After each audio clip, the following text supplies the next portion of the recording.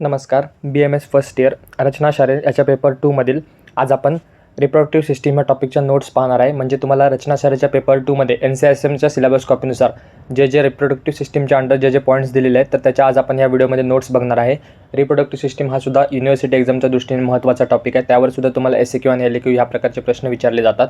तसंच MCQ सुद्धा विचारतात.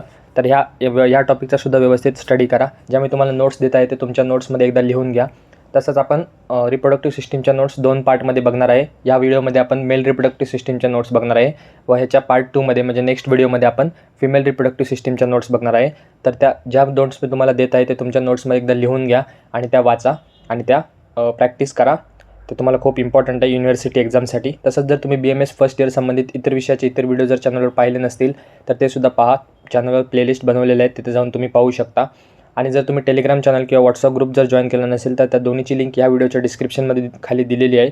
तिथे जाऊन तुम्ही ते जॉईन करू शकता. तर तुम्ही जर रेग्युलर व्हिडिओ आपले बघत असाल तर तुम्हाला तर माहितीच आहे की आपण ज्या टॉपिकच्या नोट्स पाहत आहे त्या टॉपिकमध्ये आधी NCSMनुसार युनिव्हर्सिटी एक्झामसाठी किती मार्कांचं वेटेज आहे ते आपण बघतो. तर रिप्रोडक्टिव्ह सिस्टीम या टॉपिकला तुम्हाला युनिव्हर्सिटी एक्झामसाठी 6 मार्कांचं वेटेज तिथे दिलेलं आहे. तर 6 मार्कांचं वेटेज आहे. तर शक्यतो हा टॉपिक तुम्हाला फक्त SAQलाच विचारतात. पण चुकून कधी एखाद्या वेळेस असं झालेलं आहे की प्रिव्हियस इयरला LAQला सुद्धा विचारलेलं आहे. तर तुम्ही त्याची तयारी करून जावा. फक्त परत लक्षात ठेवा की SAQच्या दृष्टीने खूप महत्त्वाचा टॉपिक आहे. तर रिप्रोडक्टिव्ह सिस्टीम सुरुवातीला त्याचं इंट्रोडक्शन, त्यामध्ये process of formation of life from pre existing life is called as reproduction. It ensures the continuation of species. त्यानंतर आपण आज या व्हिडिओमध्ये मेल रिप्रोडक्टिव्ह सिस्टीम बघणार आहे. तर male reproductive system includes internal reproductive organs आणि एक्सटर्नल जेनेटलिया ऑर्गन्स. इंटरनल ऑर्गन्समध्ये काय येतं? Epididymis, ejaculatory duct, prostate gland, male urethra, seminal vesicles, ductus deferens. त्यानंतर एक्सटर्नल ऑर्गन्समध्ये पेनिस, स्क्रॉटम, टेस्टिस आणि स्पर्मॅटिक कॉर्ड. तर या सर्व टॉपिकच्या आपण बऱ्यापैकी आज या व्हिडिओमध्ये नोट्स बघणार आहे. आणि जे तुम्हाला एक्झामच्या दृष्टीने SAQच्या दृष्टीने इम्पॉर्टंट त्याच्या आपण डिटेलमध्ये नोट्स या व्हिडिओमध्ये बघणार आहे.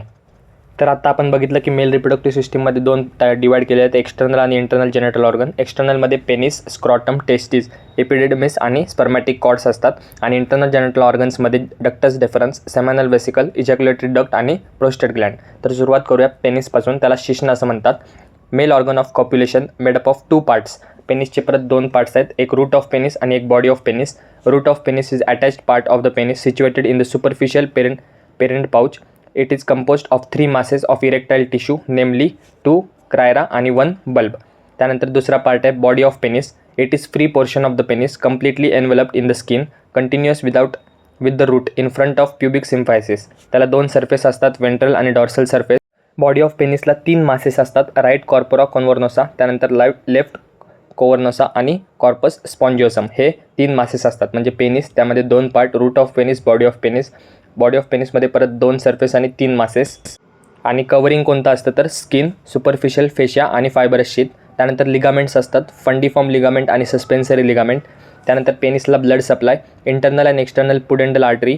वेनस सप्लायमध्ये superficial and deep dorsal veins. Lymphatic सप्लायमध्ये superficial and deep inguinal node. आणि पेनिसचं जर क्लिनिकल ॲस्पेक्ट किंवा क्लिनिकल ॲनाटॉमी बघायला गेलं तर त्यामध्ये फिमोसिस, सर्कमसिजन, हायपोस्पॅडियस आणि एपिस्पॅडियस. त्यानंतर दुसरा आहे scrotum. It is the cutaneous fibromuscular sac which hangs out below the pubic symphysis. त्याचे parts divided into the right and left parts by the median raphe. Left half hangs slightly downwards. लेयर्समध्ये skin, dartos muscle, त्यानंतर external spermatic fascia आणि क्रिमॅस्ट्रिक fascia. हे त्याच्या layers आहेत स्क्रॉटमच्या. Blood supply of scrotum बघायला गेलं तर superficial and deep external pudendal artery. Venous सप्लायमध्ये great saphenous vein, internal iliac node. त्यानंतर लिम्फॅटिक किंवा लिम्फॅटिकमध्ये इंटरनल इलियाक नोड. त्यानंतर क्लिनिकल ॲस्पेक्ट किंवा क्लिनिकल ॲनाटॉमीमध्ये सिबॅशियस सिस्ट फॉर्म होऊ शकते. त्यानंतर स्क्रोटल इडिमा होऊ शकतो, स्क्रोटल एलिफंटासिस आणि हायड्रोसिल म्हणजे कलेक्शन ऑफ फ्लुइड किंवा वॉटर. त्यानंतर थर्ड आहे टेस्टिस. त्याला आपण वृषण ग्रंथी असं म्हणतो. It is a pair of male reproductive gland. Position suspended in the scrotum by the spermatic cord. Shape सांगितलं आहे oval and compressed from side to side. डायमेन्शन्समध्ये 3.75 centimetre into 2.5 centimetre into 1.5 centimetre. Pole upper and lower pole असतात. बॉर्डर्समध्ये 2 border आहेत, anterior आणि posterior. Anterior border ही convex असते, covered by tunica वजायनालिस. आणि पोस्टेरियरमध्ये straight असते, पार्शियली कवर्ड बाय वजायनालिस. सर्फेसमध्ये 2 सर्फेसेस असतात, medial surface आणि lateral surface.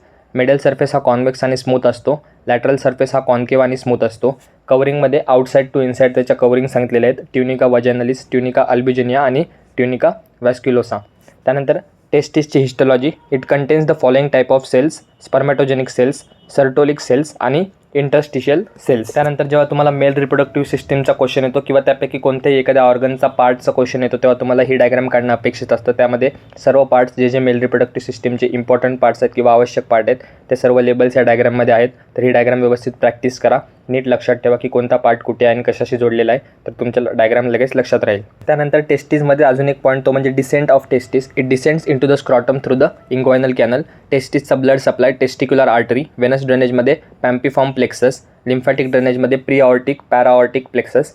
Nerve supply sympathetic nerve from T10 segment. आणि क्लिनिकल अॅनाटॉमीमध्ये monorchism, ectopic testis, anorchism, cryptorchism आणि हिमॅफ्रोडिझम ही clinical anatomy आहे टेस्टिसची. त्यानंतर नेक्स्ट आहे epididymis. It is a tubular sheath that suspend the testis in the scrotum. It extends from deep inguinal ring to the posterior aspect of the testis. त्याची length सांगितली 7.5 centimetre long. Left is longer than the right. Course सांगितला आहे. Course म्हणजे ते कुठून कुठेपर्यंत जातं आणि कसं जातं.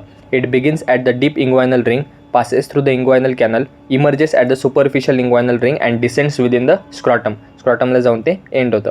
Covering of the spermatic cord. त्यामध्ये इंटरनल स्पर्मॅटिक फेशिया, त्यानंतर क्रिमॅस्ट्रिक फेशिया आणि मसल आणि एक्सटर्नल स्पर्मॅटिक फेशिया.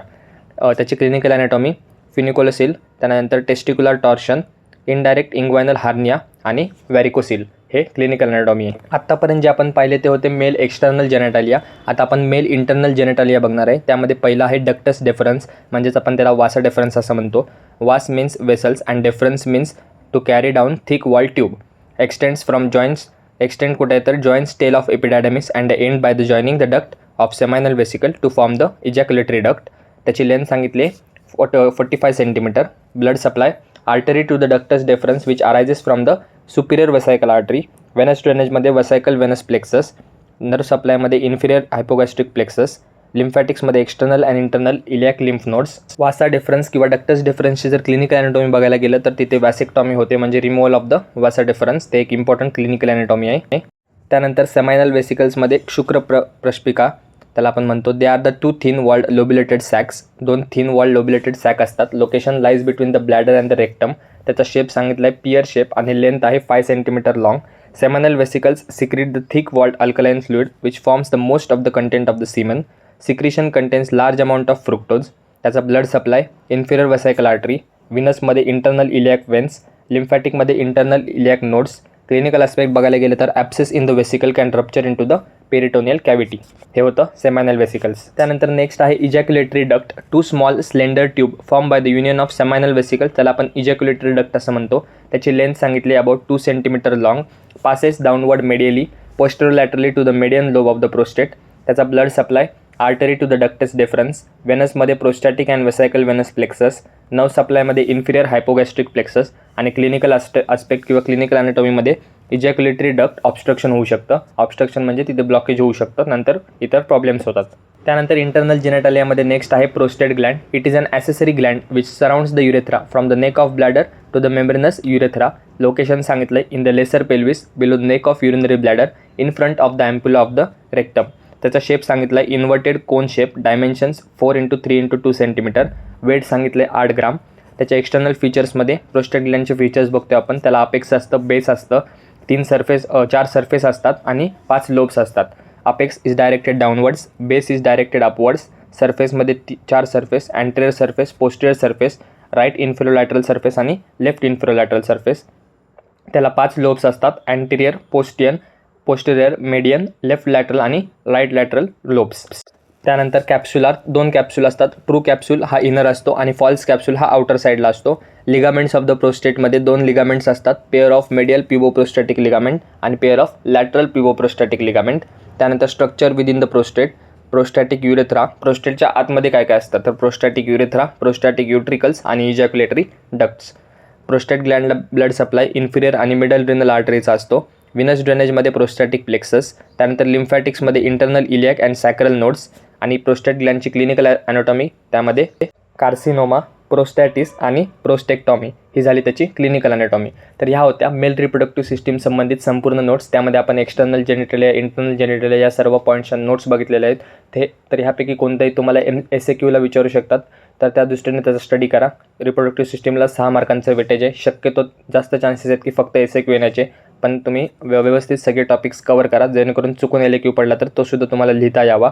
नेक्स्ट व्हिडिओमध्ये आपण फिमेल रिप्रोडक्टिव्ह सिस्टीमच्या नोट्स बघणार आहे. सेम जसं आपण मेल रिप्रोडक्टिव्ह सिस्टीमच्या नोट्स व्यवस्थित पाहिल्या, तसंच नेक्स्ट पार्टमध्ये आपण फिमेल रिप्रोडक्टिव्ह सिस्टीमच्या नोट्स बघूयात. तर हा जर व्हिडिओ तुम्हाला आवडला असेल तर व्हिडिओला लाईक करा, चॅनलला सबस्क्राईब करा, तुमच्या इतर मित्रांमध्ये शेअर करा. तसंच नेक्स्ट व्हिडिओ तुम्हाला लवकरात लवकर पोहोचण्यासाठी तुम्ही चॅनलला सबस्क्राईब करा आणि बेल आयकॉन दाबा. आपण भेटूया पुन्हा लवकरच अशाच एका नवीन व्हिडिओमध्ये, ह्याच्याच नवीन पार्टमध्ये. धन्यवाद. So guys, subscribe Ayurveda Essence for more such videos. You will get all handwritten notes here.